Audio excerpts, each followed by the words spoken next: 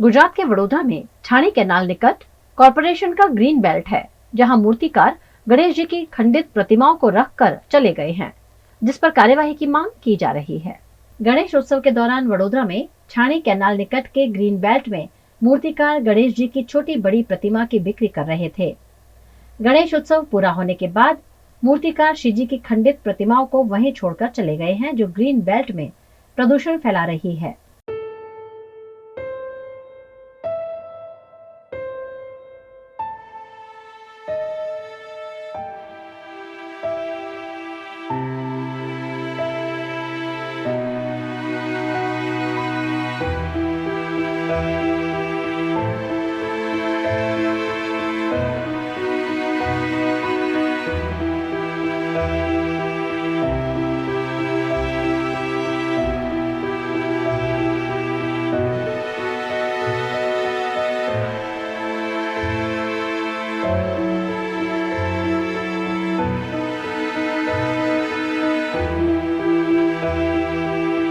इस मामले पर सामाजिक कार्यकर्ता विजय जाधव ने प्रतिमाकार और कॉरपोरेशन के प्रति रोष व्यक्त करते हुए ग्रीन बेल्ट में सफाई की मांग की है।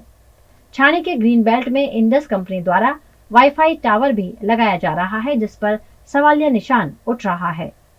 ग्रीन बेल्ट में इस तरह के अतिक्रमण की इजाजत आखिर देता कौन है, उस पर बड़ा सवालिया निशान है। अलीम भाई सर का अलीम एंटरप्राइज का कंपनी है, वो चला रही है। क्या क्या बना रहे हैं? टावर का फाउंडेशन बना रहे हैं। तो इसकी परमिशन ली है? हाँ लिए ना। कहाँ से? ये उसके कागज है उनके पास, जो हमारे साहब आएंगे ना उनके पास है टावर कागज, नगर निगम के। क्या सरकार क्या नाम है आपका? अलीम एंटरप्राइज, अलीम भाई। अलीम भाई। हाँ। कितने दिनों से काम चल रहा है? जस्ट 2 दिन से चल रहा है। तो अभी बीच में तो बंद करवा दिया था कॉर्पोरेटरों ने। क्या मालूम, अभी चालू हुआ है वापस। चालू। हाँ। ये कौन सी जगह है पता है? ग्रीन बेल्ट की पता है ऐसा? ना अपन को तो नहीं पता, हम तो मजदूर इंसान है, क्या है क्या नहीं। हाल આપણે જગતનાકા કેનલ પાસે ઊભા છે અને વાત કરીએ તો કેનલ પાસે એક ગ્રીન ઝોનની જમીન છે, તો આખો પ્લોટ છે અને પ્લોટની અંદર તમે જો કે અત્યારે હિન્દુ ધર્મના પ્રથમ પૂજનીય એવા ગણપતિ બાપાનું વિસર્જન પણ થઈ ગયું, પણ અહીંયા જે મૂર્તિકાર છે એ મૂર્તિકાર કંઈક ફૂલવાડીમાં રહે છે, એ ફૂલવાડીમાં રહ્યા પછી અહીંયા મૂર્તિ વેચવા લાવ્યો હતો અને જે પણ મૂર્તિઓ વેચાઈ નહીં એ એવી જેમ એઝ ઇટ ઇઝ રલજલતી હાથમાં એને મૂકી દીધી, એટલે ક્યાંક તો લાગણી દુભાઈ રહી છે। અને સાથે સાથે વાત કરીએ તો આ જો કદાચ ગ્રીન બેલ્ટની જગા હોય અને ગ્રીન બેલ્ટની અંદર અત્યારે અમે જોયું કે કોઈ ટાવરની કામગીરી પણ ચાલી રહી છે અને જે પ્રમાણે વડોદરા શહેરની અંદર ગ્રીન બેલ્ટની જગાઓ જો ખરેખર પ્રોપર સફાઈ થવી જોઈએ, પ્રોપર એની કામગીરી થવી જોઈએ, એટલે અહીંયા કંઈ ગ્રીન બેલ્ટ જેવું કશું દેખાતું જ નથી। અને જે પ્રમાણે આજે ટાવરની કામગીરી ચાલી રહી છે, શું એ કામગીરી ખરેખર પ્રોપરલી પરમિશનથી ચાલી રહી છે? આની નિષ્પક્ષ તપાસ થવી જોઈએ, કેમ કે જે પ્રમાણે જે તે વ્યક્તિ કામ કરે એને સવાલ પૂછતા જાય એ બી અનપઢ જવાબ પ્રોપરલી આપતો નથી।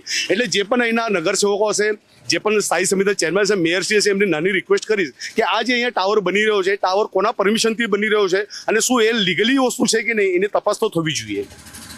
કેવી રીતના કે આ ગ્રીન બેલ્ટ ઉપર જે દબાણો થઈ રહ્યા છે, તો ખરેખર દબાણો થવા જોઈએ કે ના થવા જોઈએ? અત્યારે આપણી સામે સૌથી મોટું ઉદાહરણ અત્યારે અમે જોયું અગોરા મોલનું, કે અગોરા મોલની અંદર ગેરકાયદેસર દબાણ થયું હતું અને એ દબાણ તોડવા માટે કોર્પોરેશનને લોકોને પણ નાકે નવાઈ ગયા હતા। અને જે પ્રમાણે તમે જો કે વડોદરા શહેરની અંદર ફ્લડ આવ્યા પછી લોકોના ઘરમાં પાણી ઘૂસીને પછી જાગૃતતાની અંદર મીડિયા પણ એટલો સપોર્ટ કરીને જાગૃત આવ્યા પછી અત્યારે 9 વર્ષ પછી અગોરા મોલ તોડવા જઈ રહ્યો છે।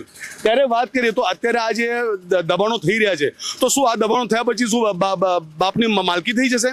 જે પ્રમાણે વડોદરા શહેરની અંદર આવી રીતે દબાણો કરીને જે માય બાપ બની જાય છે, આ ખરેખર આ નહીં થવું જોઈએ। જે પણ આ દબાણો અહીંયા થયેલા છે એ દબાણની ખરેખર પ્રોપર દબાવ હટાવવો જોઈએ, એ જ હું માંગતો કરીશ।